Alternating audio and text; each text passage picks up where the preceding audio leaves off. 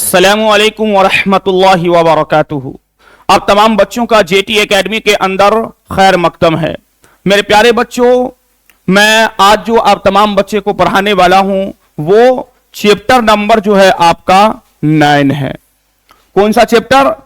आज मैं आप तमाम बच्चों को चैप्टर नंबर 9 पढ़ाने वाला हूं और चैप्टर नंबर 9 जो है आपका भोले बिसरे गीत है।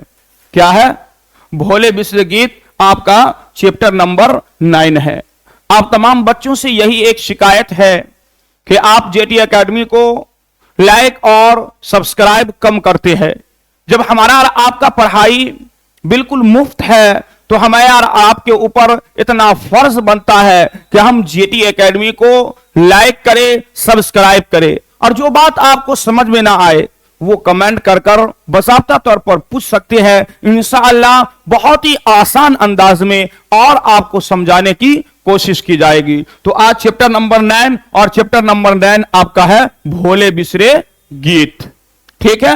क्या है चैप्टर नंबर 9? भोले बिसरे गीत है। ठीक है, सबसे पहले हम जो आपका चैप्टर नंबर 9 भोले बिसरे गीत है, इसके जो लेखक और मुसन्निफ है उसके मुतालिक हम और आप कुछ जान लेंगे। फिर उसके बाद जो चैप्टर भोले बिसरे गीत है उसके अंदर किस चीज को बताया गया है उन तमाम पहलुओं को आप तमाम बच्चों के सामने हम रखेंगे। तो ये आपका जो है चैप्टर नंबर है 9।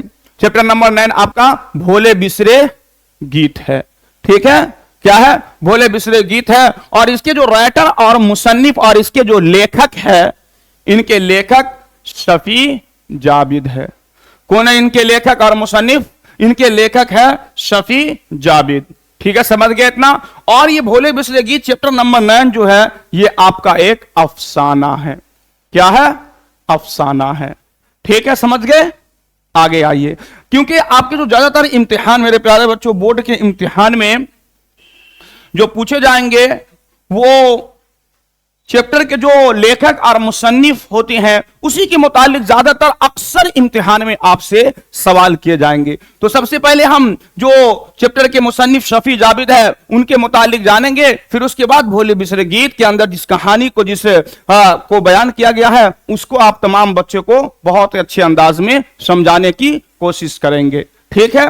तो देखिए, सबसे पहले शफी जाबिद की पैदाइश। इनकी पैदाइश कब हुई? 4 जनवरी 1935 को। कब हुई इनकी पैदाइश? 4 जनवरी 1935 को। और कहां हुई? तो मुजफ्फरपुर में हुई थी। अगर आपसे सवाल किया जाए शफी जाबिद की पैदाइश कब और कहां हुई, तो इनकी जो पैदाइश है 4 जनवरी 1935 को मुजफ्फरपुर में हुई थी। ठीक है? अब उनके घर का माहौल कैसा था? तो आपके बुक के अंदर बसाता तौर पर दिया हुआ है कि उनके घर का माहौल अदबी था। क्या था? उनके घर का माहौल जो था वो अदबी था, यानी इनके घर के अक्सर अफराद जो थे वो पढ़े लिखे थे। ठीक है? और इनका जो अपना आवाई वतन है वो गया था। इनका आवाई वतन यानी इनके आबाओ अजदाद कहां रहते थे? वो इनका आवाई वतन गया, यानी वो गया में रहने वाले थे। असल जो शफी जाबिद है वो गया के रहने वाले थे, लेकिन इनकी जो पैदाइश हुई थी वो मुजफ्फरपुर में हुई थी। ठीक है? आगे देखिए, अब इनका असल नाम जो है शफी जाबिद का सैयद मोहम्मद शफी उद्दीन।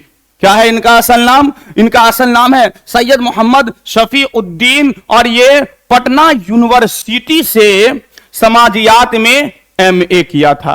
कहां से? शफी जाबिद ने पटना यूनिवर्सिटी से समाजियात में एमए किया था। इसको अच्छी तरीके से ज़हन नशी करना है, क्योंकि आपसे सवाल करेंगे कि शफी जाबिद ने पटना यूनिवर्सिटी से समाजियात में एमए किस सब्जेक्ट में एमए किया था? तो समाजियात में इन्होंने पटना यूनिवर्सिटी से एमए किया था। ठीक है? अब आगे देखिए, ये और शफी जाबिद जो है ये क्या थे? डायरेक्टर, प्रेस सेक्रेटरी, एडमिनिस्टर, ये बिहार के अंदर रहे हैं। क्या रहे Shafi Jabid? Director, press secretary, administer भी शफी जाबिद बिहार के अंदर रहे हैं और इनका खूब बिहार के अंदर जब तक नौकरी में रहे हैं चर्चा हुआ है। आगे भोले बिसरे गीत जो अफसाना है उसके अंदर हम बताएंगे। ठीक है? अब देखिए इनका सबसे पहला अफसाना, इनका सबसे पहला अफसाना जो है वो क्या है, अरट और तंबाकू है। अरट और तंबाकू शफी जाबिद का सबसे पहला अफसाना है। आपसे अगर इम्तिहान में पूछ लिया जाए कि शफी जाबिद का सबसे पहला अफसाना कौन है, तो इनका सबसे पहला अफसाना जो है वो अरट और तंबाकू है। ठीक है, देखिए अब जो 1953 में दरभंगा के महानामा से शाये हुआ था। कब शाये हुआ था? इनका सबसे पहला अफसाना जो है अरट और तंबाकू है, जो 1953 में दरभंगा के महानामा से ये शाये हुआ था। ठीक है, कहां से शाये हुआ था? दरभंगा से, दरभंगा के महानामा से शाये हुआ था। कब शाये हुआ था? तो 1953 में। इसको अच्छी तरीके से याद करना है। अब देखिए इनके अफसानवी मजमूए जो है कौन कौन से हैं, क्योंकि इनके अफसानवी मजमूए बहुत सारे जो शाये हुए, इनके अफसानवी मजमूए कौन कौन से हैं। अफसानवी मजमूए, सबसे पहला है दायरा से बाहर, जो 1979 में शाये हुआ था। क्या है? दायरा से बाहर, जो 1979 में शाये हुआ था। और दूसरा है खुली जो आंखें, ये 1982 में शाये हुआ था। कब शाये हुआ था? ये 1982 में शाये हुआ था। फिर तीसरा है तारीफ उस खुदा की, ये 1984 में शाये हुआ था। कब हुआ था? तीसरा तारीफ उस खुदा की, ये 1984 में शाये हुआ था। और चौथा है वक्त के असीर हिंदी। क्या है? वक्त के असीर हिंदी, ये 1991 में शाये हुआ था। कब हुआ था शाये? 1991 में शाये हुआ था। और फिर पांचवा है रात शहर और मैं, ये जो है 2004 में शाये हुआ था। रात शहर में कब शाये हुआ था? ये 2004 में शाये हुआ था। उसके अलावा, इन तमाम अफसानों के अलावा उन्होंने मन्नी कहानियां और कुछ नज़्में भी लिखे हैं। क्या क्या लिखे हैं? इन तमाम अफसाने के अलावा उन्होंने कुछ मन्नी कहानियां और कुछ नज़्में भी लिखे हैं। ठीक है, फिर उसके बाद इनको बहुत सारे एजाजात लखनऊ की तरफ से भी शफी जाबिद को मिला है, यानी बहुत सारे एजाजात। तो लखनऊ की तरफ से एजाजात जो इनको मिला है, कौन कौन से एजाजात मिला है? Bihar Urdu academy award, India Mir academy, और उन्होंने अपनी अफसानवी में बेहतरीन कामयाबी हासिल की है। यानी शफी जाबिद जो है, जब इन्होंने अफसाना लिखना शुरू किया तो इनकी अफसानवी में बहुत सारी कामयाबी इन्हें हासिल हुई, और बहुत ज्यादा इनका शफी जाबिद का जो है अफसाना लिखने की वजह से बहुत ज्यादा चर्चा होने लगा। ठीक है, तो शफी जाबिद के बारे में आपके बुक के अंदर इतनी ही सारे डिटेल्स दिए हुए थे। आप तमाम बच्चों इसको अच्छी तरीके से ज़हन नशी कीजिए, और अपने हो सके तो अपने कॉपी में इसको लिखकर अच्छी तरीके से आप इसको याद कीजिए। ठीक है, अब चलते हैं आपका चैप्टर नंबर 9 जो है भोले बिसरे गीत, जिसके राइटर मुसन्निफ शफी जाबिद है। इस भोले बिसरे गीत में किस कहानी को और किस चीज को बयान किया गया है? ठीक है, तो देखिए, बताइए मेरे बारे बच्चों, आपका जो मैंने बताया चैप्टर नंबर 9, चैप्टर नंबर 9 आपका क्या है? भोले बिसरे गीत, और ये एक अफसाना है। क्या है? ये एक अफसाना है। चैप्टर नंबर 9 आपका जो है ये एक अफसाना है। और इसके राइटर और मुसन्निफ कौन है? मैंने आप तमाम बच्चों को बता दिया। इसके राइटर और मुसन्निफ जो है वो शफी जावेद है। कौन है इसके राइटर और मुसन्निफ? इसके राइटर और मुसन्निफ जो है शफी जावेद है। सबसे पहले हमें इस कहानी के अंदर यह समझना है कि इसके भोले बिसरे गीत के असल मरकजी किरदार कौन है। इनके असल मरकजी किरदार जो है सैयद अजीज अहमद है। इसी के पूरे किरदार को इस अफसाना के अंदर बयान किया गया है और इस अफसाना के अंदर बताया गया है। तो इसके मरकजी किरदार कौन हुए? इनके मरकजी किरदार जो है सैयद अजीज अहमद है। सैयद अजीज अहमद जो है ये बिहार के डायरेक्टर जनरल थे।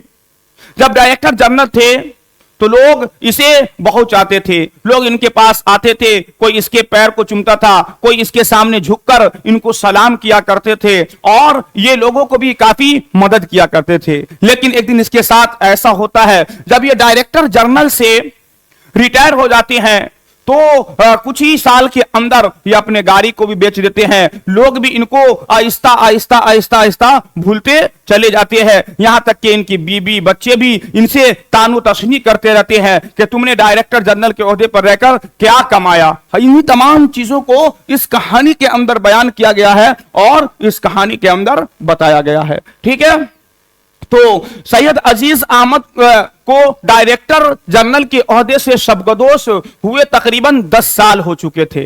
यानी डॉक्टर जनरल सैयद अजीज अहमद को शबगदोश यानी रिटायर हुए तकरीबन 10 साल हो गए थे।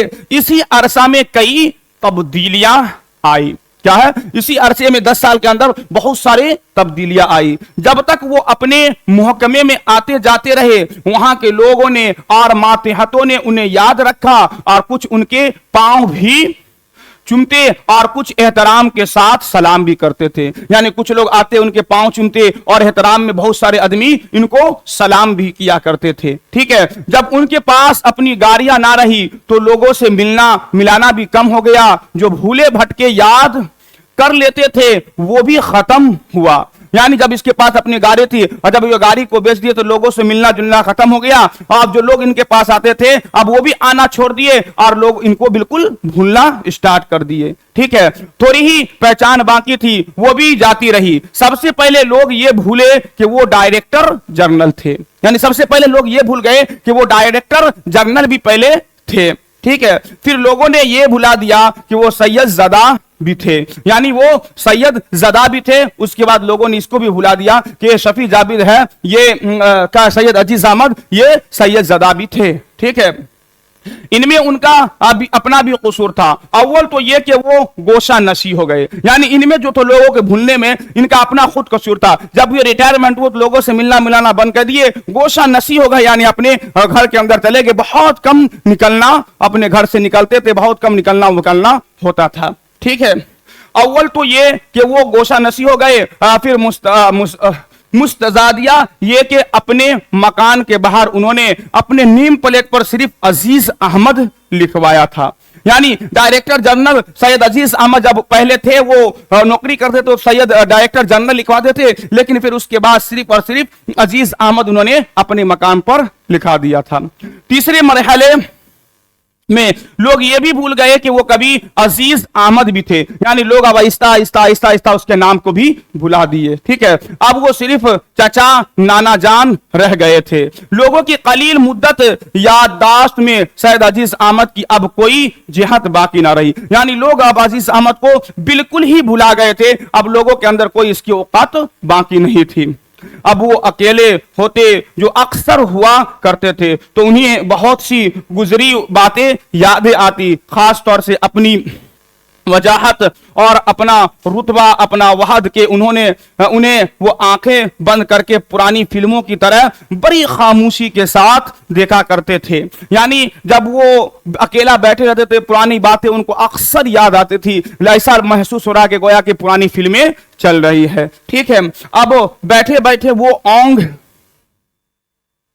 भी जाया करते थे। आज भी ऐसा ही हुआ कि टेलीविजन पर लॉन इंटरनेट उनका नवासा देख रहा था। यानी आज भी बता रहे कि ऐसा ही उनका एक नवासा था जो टेलीविजन पर लॉन इंटरनेट देख रहा था। सोफा पर उसके बाजू में वो बैठकर खबरों को सुनने के इंतजार में औंघ गए। यानी वो सोफा पर बैठे हुए कि आप खबर आएंगे हम सुनेंगे, लेकिन उसको नींद आने लगी, औंघ आने लगी। कुछ देर बाद उनकी आंख खुली तो स्क्रीन पर मंजर बदला हुआ था। आग लगी हुई थी और शोलों की लपेट ऊंची से ऊंची हो रही थी और साए एक दूसरे में तहलील हो जा रहे थे। कोशिश के बावजूद उनकी समझ में कुछ ना आ सका तो उन्होंने अपने नवासे से पूछा कि क्या है बेटा। नवासा कुछ नहीं बोला, बस खामोशी से उठ गया। उन्हें ताज्जुब हुआ, आज से पहले कभी नवासा ने इस तरह खामोशी से उनके सवालों को टाला नहीं था। यानी उसके नवासा टेलीविजन पर लॉन इंटरनेट देख रहे थे, ये भी खबरों देखने के लिए बैठे उनके बाजू में, लेकिन जब उनकी ओंग आने लगी, आंख लग गई, जब वो ओंग उनकी खुली तो स्क्रीन पर देख रहे हैं कि आग लगी हुई है, शोला है। उनको समझ ही में नहीं आ रहा है कि ये क्या चीज हो रहा है। नवासे से पूछे, नवासा जो बगल में बैठे होते हमेशा उसके जवाब दे दिया करते थे, लेकिन नवासा भी ने कोई जवाब नहीं दिया और वहां से वो भी भाग निकले। इससे उनको बहुत ताज्जुब हुआ कि अब इनका कोई सहारा नहीं। बाहर वाले तो भूल ही गए, अब आहिस्ता आहिस्ता घर के लोग जो है इनको वो भी भुला रहे हैं। ठीक है, खामोशी से उनका सवाल डाला। उसके ये चुप्पी उन्हें बड़ी बुरी तो लगी ही, लेकिन वो चुप रहे। अब खामोश रहने और अकेले ही रहने में आफियत थी। टीवी चल रहा है, वही मंजर दोबारा स्क्रीन पर आ रहा है, तो बात उन्हें कुछ समझ में आई और लाहौल पढ़कर बड़ी तेजी से वहां से चले गए। यानी उसको कुछ समझ ही में नहीं आ रहा रिटायरमेंट के बाद कि क्या देख रहे नहीं देख रहे। जब उनको बात समझ में आई तो लाहौल पढ़ा और वहां से वो हट गए। ठीक है, उनके वहां से चले जाने के बाद नवासा खामोशी से वापस आकर वहां बैठ गया और इसी तरीके के मनाजिर से लुत्फ अंदोज होता रहा। यानी इसी तरीके जो मंजर देख रहे थे उसके नवासा उसी तरीके से मनाजिर से लुत्फ अंदोज वो होते रहे। घबराकर अजीज अहमद मकान से बाहर निकल आए। अंदर उन्हें गहरी कठन का एहसास होने लगा। यूं भी वो खुले के आदी थे, हमेशा बड़े बड़े बंगलों में रहते और वसी लाइन में चहल कदमी करते थे, लेकिन अपना मकान बड़ा नहीं बनवा सके क्योंकि वालाई आमदनी को गुनाह समझते थे। लेकिन सैयद अजीज अहमद मैंने बताया कि बहुत ही ईमानदार थे। वो जब नौकरी में थे बड़े बड़े मकान और बड़े बड़े बंगला में रहा करते थे, लेकिन उनके साइड से जो आमदनी आते थे वो उसको बिल्कुल जर्रा बराबर कबूल नहीं करते थे, वापस कर देते थे। इसकी वजह से वो अपना बेहतरीन और उम्दा मकान भी नहीं बना सका था और रिटायरमेंट के बाद उन्हें जो कुछ मिला उनकी बीमारी और ऑपरेशन में खर्च हो गया। यानी और रिटायरमेंट के बाद जो पैसा उनको मिला था, उनकी तबीयत खराब थी, उनकी बीमारी और ऑपरेशन हुआ, उसमें तमाम पैसा उसका खत्म हो गया। उन्होंने कोई बड़ा ऐसा बंगला नहीं बना सके। ठीक है, उस छोटे से मकान के अलावा उनके पास कुछ भी नहीं था। कलील सी पेंशन और उनकी अहलिया बस रोटियां खा लेते और बाहर की खुली फिजा और ठंडी हवा में उन्हें राहत का एहसास हुआ और उन्होंने पलटकर अपने कमरे की तरफ देखा तो उन्हें अजीब सा लगा। वो इतने छोटे से कमरे में रहते हैं, यानी अब रिटायरमेंट के बाद उनको इतना तनख्वाह और इतना पैसा मिलता था कि वो आराम से अपने घर को चला लेता था और खा पी लेता था। ठीक है, और उनका चेहरा मुरझा गया। यानी जब वो अपने घर को देखा कि हमने इतना कमाया, इतने बड़े ओहदे पर रहे और कोई बड़ा ऐसा बंगला नहीं बना सके, तो उनका चेहरा पर मुर्दा जैसा हो गया, मुरझा गया। बिल्कुल ऐसा लगा कि बहुत अफसोस में वो गिर गया। अब वो वैसे ही नहीं रह गए थे। हालांकि वो पुरकशिश शख्सियत और कशिश चेहरे के आदमी थे। यूनिवर्सिटी के जमाना में तो उनकी खुश पोशी के बड़े चर्चे हुआ करते थे। यूं खड़े खड़े उन्होंने ये भी सोचा कि जिंदगी क्या है और मौत क्या है। सांसों का आना और चला जाना, बस यही आना और इतने ही के लिए हमारे से किनारा कन्हैया कुमारी तक आदमी दौड़ता, हाँपता, मारता, काटता जाता है। और उन्होंने खुद से कहा, जिंदगी क्या कहते हो, क्या पूछते हो। नमाज जनाजा की आजान नहीं होती, आजान तो बावक्त पैदाइश ही हो जाती है और आजान और जमात का वक्फा है और कभी नहीं तो बस इतना ही जिंदगी है। यानी वो कह रहे हैं कि जितना आजान और नमाज जमात के दरमियान वक्फा होता है, इंसान की जिंदगी बस उतना ही है। इंसान की जिंदगी में हमेशा उतार चढ़ाव ये आता रहता है, ये इंसान की फितरत में दाखिल है। आज इंसान अर्श पे है तो कल वो अर्श से फर्श पर भी आ जाता है। ठीक है, अच्छे वक्त का क्या, अभी नहीं है। मिनटों में तारीख बना मिटा देता है, मिनटों में गायब कर देता है। कैसा मुसन्नफ है, क्या वो गवाह ऐसा कातिल के सफाए हस्ती को उलट पलट कर रख देता है। यानी अल्लाह ताला की कुदरत बता, ऐसी कुदरत है कि सफाए हस्ती को, इंसान अच्छे अच्छे इंसान को उलट पलट कर वो रख देते हैं। और ऐसे ही एक दिन नफसी नफसी के आलम में हम मैदान हश्र में खड़े होंगे और आफ्ताब सवाए नेज़े पर होगा। उस वक्त खुद अपने आप को याद आएंगे। वक्त ने उनके साथ भी कैसी कैसी आंख मचोली खोली है। कुछ ही दिनों कबल अजीज अहमद एक शादी के तकरीब में मदऊ हुए। यानी कुछ दिन के बाद अब अजीज अहमद को किसी ने शादी की दावत दी और एक शादी के तकरीब में मदऊ हुए, यानी शादी के तकरीब में वो हो गए। ठीक है, शादी के तकरीब में मदऊ हुए। एक पुराना आशना मिल गए। दुनियादारी में ताक हाथ मिलाते ही उन्होंने पूछा, यानी उसका एक पुराना आशना, एक उनका पुराना दोस्त मिल गए। उनसे वो पूछते हैं, इन दिनों आप कहां हैं? अजीज अहमद ने उनके सवाल को अच्छी तरह समझा, लेकिन जवाब में बोले, आपके सामने हूं। ऐसे जवाब से वो दोस्त नुमा आशियाना गड़बड़ा गए। नहीं, मेरा मतलब ये नहीं है। यानी सैयद अजीज अहमद से उनका दोस्त ने पूछा कि इन दिनों आप कहां हैं? उनको तमाम चीज पता है, लेकिन उन्होंने कहा कि इन दिनों मैं आपके सामने हूं। हाँ, मैं समझता हूं भाई, आप मुझसे मिलिए ना। मेरी कुर्सी की जुस्तजू क्यों है? आपको कुर्सी को आदमी बनाता है, कुर्सी आदमी को नहीं कुर्सी आदमी को नहीं बनाती। इस तरह का जवाब पाकर वो हैरान भी हुए और खफी भी और दूसरी तरफ चले गए। लेकिन ये एहसास अजीज साहब को न्याज खम दे गया। लोग सिर्फ अहदे से शेक हेड करते हैं। उन्होंने उन्हीं दिनों का बहुत पुराना जर्नलिस्ट दोस्त रवि रंजन मिलने आया था। यानी उसी दिन उसका एक दोस्त था पुराना रवि रंजन, जो उनसे मिलने आया था। बातों बात में उन्होंने अपनी ख्वाहिश का इजहार किया। फिर रवि रंजन ने मुस्कुराते हुए कहा, दिल पर बोझ क्यों लेते हो यार, संसार तो दुखों का समंदर है। यानी कोई भी परेशानी हो उसको दिल पर ना लो, क्योंकि ये दुनिया जो है, ये संसार जो है, ये दुख का एक समंदर की तरह है। यानी इंसान को दुख हमेशा आती रहता है, उसको अपने दिलो दिमाग पर टेंशन उसका नहीं लेना है। यहाँ हमें बिनबास की सजा काटनी है और लुकमाए अजल हो जाना है। यानी हमको यहाँ ऐसी जिंदगी का काटना है कि हमें जर्रा बराबर किसी का कोई चीज का टेंशन नहीं लेना है, लुकमाए अजल, और उसके बाद अल्लाह तबारक व तआला के प्यारे हो जाना है। ठीक है, कि वो विनाश और मौत ही तो संसार की बुनियाद है। यहाँ खुशी की तलाश अंधेरे कमरे की स्याह बिल्ली की तलाश है, फिर ये कोशिश गर्म बर्फ की तलाश कहलाएगी। आज इस वक्त वहां खड़े खड़े अजीज अहमद को एक मध्यम सी आवाज सुनाई दी। सूरज आखिरी मंजिलों से गुजर चुका है, शाम की तारीखी तेजी से बढ़ रही है। पीछे घूमकर देखा, वहां अब तुम्हारा साया भी नहीं रह गया है।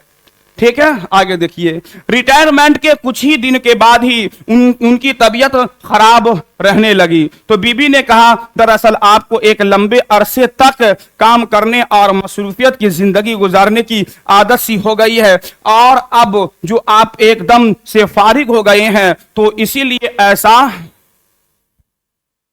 है। यानी कुछ दिन जब रिटायरमेंट हो गए तो कुछ दिन के बाद उनकी तबीयत खराब हो गई। उनकी बीबी कह रही है कि आप बहुत दिन काम कर रहे थे, बहुत बैठे हैं, इसी वजह से आपकी तबीयत बिगड़ रही है। तबीयत की कोई खराबी नहीं है। खामोशी अपनी बीबी को देखते रहे और 45 वर्षों की रफाकत उन्हें याद आती रही। चाय की प्याली बढ़ाते हुए बीबी ने कहा, कोई काम क्यों नहीं ढूंढ लेते, मसरूफ हो जाओगे तो खुद ब खुद आपको आराम मिलेगा। यानी उसकी बीबी कह रहे हैं, बैठे बैठे आप बोर हो रहे हैं, आपकी तबीयत खराब हो रही है, कोई काम खोज लेंगे, उसमें मसरूफ हो जाएंगे तो हर एक बीमारी जो है, हर एक परेशानी जो है वो खत्म हो जाएगी। ठीक है, वो मुस्कुरा कर बोले, जहां से मैं सबकदोश हुआ हूं उसके बाद और कोई दूसरी जगह मेरे लिए मुनासिब नहीं है। यानी पहले जो ये थे जनरल सेक्रेटरी थे, बताते हैं कि वहां जहां से हम सबकदोश हुए हैं उसके अलावा मेरे पास कुर्सी नहीं है, हम उसके अलावा आप जो हमारी कुर्सी मिलेगी उससे नीचे मिलेगी, लोग हमें देखकर हंसेंगे, लोग हमें दूसेंगे। ये क्या बात हुई? काम तो काम है, आप डायरेक्टर की लाश कब तक कंधे पर लिए फिरेंगे? या आपके सवाल में भी आपसे पूछेंगे कि आप डायरेक्टर की लाश कब तक कंधे पर लिए फिरेंगे? ये बात डायरेक्टर सैयद अजीज अहमद से किसने कही थी? तो आपको जवाब में देना है उसकी बीबी ने कही थी। हम ऑब्जेक्टिव सब्जेक्टिव के अंदर भी बताएंगे, ठीक है। वो खामोश ही रहे, कैसे समझाते कि अब जो कुछ भी मिलेगा वो कमतर ही मिलेगा। यानी पहले डायरेक्टर जनरल थे, यानी अब हमको जो भी कुर्सी मिलेगा उससे नीचे मिलेगा, इससे लोग हमें देख कर हंसेंगे, हमें परेशानी होगी, ठीक है। बीबी ने फिर समझाते हुए कहा, कुछ मिल जाए तो कर लीजिए, ये जो तंगी रहती है घर में वो दूर हो जाएगी, और कुछ और नहीं तो आपका और मेरी दवाओं का और डॉक्टरों का खर्च निकल जाएगा। यानी उसकी बीबी कह रहे कोई काम खोज लीजिए, जो परेशानी और दुश्वारी घर में रहती है वो खत्म हो जाएगी, मेरे दवा और आपका दवा और डॉक्टरों का खर्च इससे आसानी से निकल जाएगा, ठीक है। उस वक्त उनका बेटा भी वहां आ गया। मां के डायलॉग का आखिरी हिस्सा शायद उसने सुन लिया था। बेटे ही बोला, अम्मी ठीक ही तो कहती है, आपकी तबीयत भी बहल जाएगी, और आगे वो कुछ बोल ना पाया। अजीज अहमद से बड़ी उदास लेकिन गहरी नजरों से देख रहे थे। मां ने बेटे की मुश्किल को महसूस किया और ठंडे ठहरे हुए लहजे में बोले, यूं किताबें पढ़ने और अखबार रिसालों के लिए लिखते रहने से क्या मिला? आप अब तक कुछ और कर लेते तो कहां से कहां रहते। यानी ये जो अखबार पढ़ रहे, रिटायरमेंट का जो सब चीज कर रहे, किताब लिख रहे हैं, इससे आपको कोई फायदा नहीं होने वाला। कुछ कार्य कर लेते तो आप बहुत ज्यादा दूर निकल जाते। कम से कम उन लोगों ही से ताल्लुकात रखते जो ऊंची कुर्सियों पर है। देखिए अब दोस्तों को और साथियों को जैसे भी बन पड़े, उन लोगों ने जगह भी हासिल की और पैसे भी कमाया, और आपने क्या किया? यानी उनके बेटा और उनकी बीबी कह रहे हैं, अगर आप रिटायरमेंट हो गए तो जो बड़े बड़े ओहदे पर थे उनसे दोस्ती बरकरार रखते, उनके ताल्लुक बरकरार रखते। उन लोगों ने कुर्सी भी पाई और रुपया भी कमाया, और आपने क्या किया? ठीक है, और आपने क्या किया? जब आपके उरूज का जमाना था, यानी जब बहुत उरूज पर थे सैयद अजीज अहमद,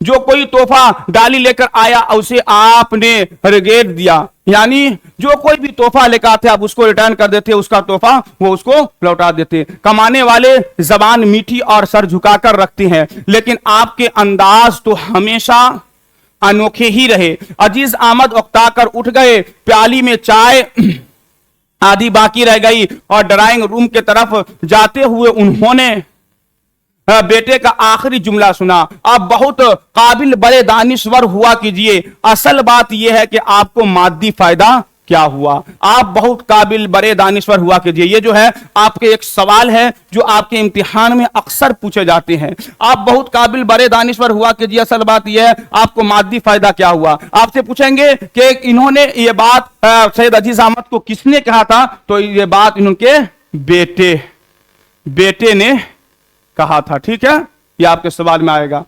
जेर मां ने जुमले को खत्म किया, गर्दन घुमाकर अजीज अहमद कहा, नहीं ऐसा नहीं है, तो बताइए हमें भी कौन सा कारून का खजाना आपको मिल गया? कौन सा कारून का खजाना आप जमा कर लिए? बेटे उनसे कह रहे हैं एक अनमोल शय, यानी दोस्तों की दुश्मनी। ये कहते हुए वो ड्राइंग रूम में दाखिल हो गए और वहां टीवी बदस्तूर चल रहा था। उन्होंने वहां देखकर नवासे ने बेचैनी से पहलू बदला, और उन्होंने ये देखा भी और महसूस भी किया और आगे बढ़ गए। इस वाकया के बाद अजीज अहमद एक बार सख्त बीमार होते हैं। ACG करने के बाद डॉक्टर ने उनसे पूछा, आपको कोई नशा आवर चीज लेते हैं? यानी तमाम चीजों के बाद डायरेक्टर सैयद अजीज अहमद की बहुत ज्यादा तबीयत खराब होती है। वो डॉक्टर के पास जाते हैं, डॉक्टर उनकी सर्जरी करते हैं, और डॉक्टर उनसे पूछते हैं कि आप कोई नशा की चीज भी इस्तेमाल करते हैं, नशा का चीज भी करते हैं?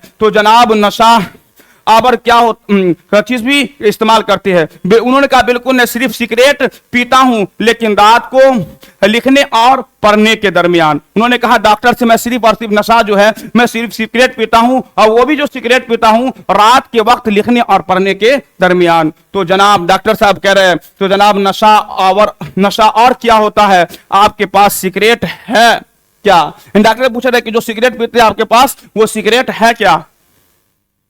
ठीक है, उन्होंने खामोश होकर अपना नया पैकेट डॉक्टर की तरफ बढ़ाया। डॉक्टर ने पूरे पैकेट खिड़की से बाहर फेंक दिया और एक लंबी सांस लेकर बोला, अब खुशकिस्मत हो। यानी अजीज अहमद जो थे वो जब बीमार हो गए, अपनी सिगरेट का पैकेट डॉक्टर साहब के पास दिए, तो डॉक्टर साहब ने उस सिगरेट के पैकेट को लेकर वह खिड़की के बाहर फेंक दिए और उनसे कहा कि आप खुद किस्मत हो। ठीक है, क्योंकि अब भी आपके पास इतना वक्त है, आप अपनी वसीयत तैयार करवा सके। अजीज अहमद सन्नाटे में आ गए और रात गए। हस्बे मामूल जब वो कुछ लिखने पढ़ने बैठे तो उन्होंने अजीब सा खला का एहसास हुआ, जैसे कोई पुराना दोस्त बिछड़ गया है। यानी जब सिगरेट डॉक्टर ने सिगरेट से मना कर दिया, जब वो लिखने पढ़ने के लिए गए तो बहुत अजीब सी इनको महसूस हुआ कि लगता कोई पुराना साथी छूट गया है, सिगरेट इनको अब पीने को नहीं मिल रहा है, कुछ छूट गया है, जैसे कुछ खो गया हो। कुछ लिखने के बाद वो हसरत से अपनी उन उंगलियों को देखते रहे जिनके दरमियान जलता हुआ सिगरेट उन्होंने किया करते, स्मोकिंग किया करते थे। उन्हें अपने सिगरेट के बहुत याद आए। उन्हें लगा कि किसी मध्यम देरीना का हाथ उनके सांसों से हट गया हो।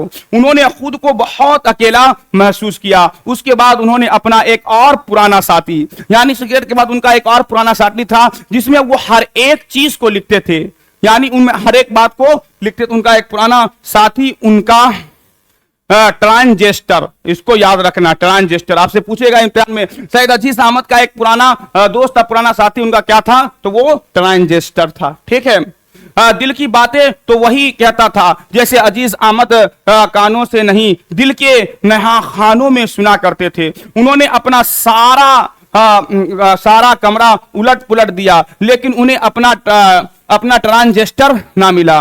बीबी ने आवाजें सुनी तो उनके कमरे में आ गई और बोले, नींद नहीं आती तो क्यों नींद की गोलियां क्यों नहीं खा लेते। यानी सिगरेट डॉक्टर ने छुड़ा दिया, अब उनका एक पुराना साथी है ट्रांजेस्टर, वो भी नहीं मिल रहा था, वो कमरे में तलाश कर रहा था। बीबी आई, आपको नींद नहीं आती, नींद की गोलियां क्यों नहीं खा रहे हो। नहीं, बात ये नहीं है, दरअसल मैं अपना ट्रांजेस्टर खोज रहा हूं। यानी उनका जो पुराना साथी ट्रांजेस्टर था, बीबी से कह रहे हैं दरअसल बात नहीं है, बल्कि हम अपना एक पुराना साथी ट्रांजेस्टर को खोज रहा हूं। ठीक है, अब ये नया हद सवार हुआ, कोरा कबार सब स्टोर रूम वहीं होगा। उनकी बीबी ने चली गई और अजीज अहमद मजीद तन्हाई महसूस की। उनके अंदर का सन्नाटा मजीद गहरा हो गया और रात की खामोशी में दबे पांव स्टोर रूम में दाखिल हो गए। यानी उसकी बीबी ने कहा कि ट्रांजेस्टर यहाँ ना स्टोर रूम में होगा। अब सैयद अजीज अहमद हर एक चीज को देखते हुए वो स्टोर रूम में दाखिल हो गए। अंधेरे कमरे में स्याह बिल्ली की तलाश, अजीब अफरा तफरी थी। वहां सारे में गंदगी और दीवारों की चारों तरफ जाले कोज, मच्छर और चूंटियां टूटे बिखरे हुए तले, ऊपर सामान ही सामान दबा हुआ था और किसी कोरे और उनमें दाखिल हो गए। लेकिन ये सब उन्हें रोक ना सके। पसीने में शराबोर हाँफते हुए वो अपना ट्रांजेस्टर, अपना पुराना साथी तलाश कर रहे थे। यानी जो स्टोर रूम था उसके अंदर बहुत सारा कोरा कबार कचरा फैला हुआ था, लेकिन वो हर एक चीज को छोड़ते हुए अपना ट्रांजेस्टर तलाश कर रहा है और उनको खोजने में वो कामयाब भी हो गए। ठीक है, खुशी का अदना सा वसीला वैसे ही बेनया खराबे में रात गुजरी। दिन की रोशनी में बीबी और बेटे और नवासे उन्हें ढूंढते हुए स्टोर रूम के खुले दरवाजे तक आए और अपने रुमालों से नाक बंद करके हैरान आंखों से उन्होंने देखा कि अजीज अहमद कौन ट्रांजेस्टर मिल गया और उनके चेहरे पर फतेहाना चमक थी और होठों पर अबदी मुस्कुराहट थी। यानी आपसे सवाल करेंगे, जब सैयद अजीज अहमद को ट्रांजेस्टर मिल गया तो उनका चेहरा कैसा लग रहा था, तो उनके चेहरे पर फतेहाना चमक थी, यानी कोई चीज को फतह कर लिया है और अबदी मुस्कुराहट लग रहा था कि वो हमेशा मुस्कुरा रहे थे। क्या पूछेंगे आपसे, ट्रांजेस्टर मिलने के बाद सैयद अजीज अहमद का चेहरा कैसा हो गया था, तो उनके चेहरे पर अबदी फतेहाना चमक और अबदी मुस्कुराहट था। और ये भोले बिसरे गीत का जो कहानी है, पूछेंगे आपसे ये कब खत्म हुआ, तो सुबह 7:30 बजे भोले बिसरे गीतों का प्रोग्राम ये खत्म हो गया। आपसे ये इम्तिहान में पूछेंगे भूले बिसरे गीत का प्रोग्राम कितने बजे खत्म हुआ, तो भूले बिसरे गीत का प्रोग्राम जो है सुबह के 7:30 बजे भूले बिसरे गीत का प्रोग्राम खत्म हो गया। तो आपके इस चैप्टर के अंदर इन्हीं तमाम कहानियों को बयान किया जा रहा है। यानी अजीज अहमद जो थे वो बहुत ही डायरेक्टर जनरल थे, शुरू में इनका बहुत चर्चा था, फिर बाद में आकर लोग हर एक भूल गए, नवाज से बीबी हर एक अपने गिरी निगाह और गिरी नजरों से इनको देखने लगे। तो मेरे प्यारे बच्चों, मैं आज के लिए यहीं पर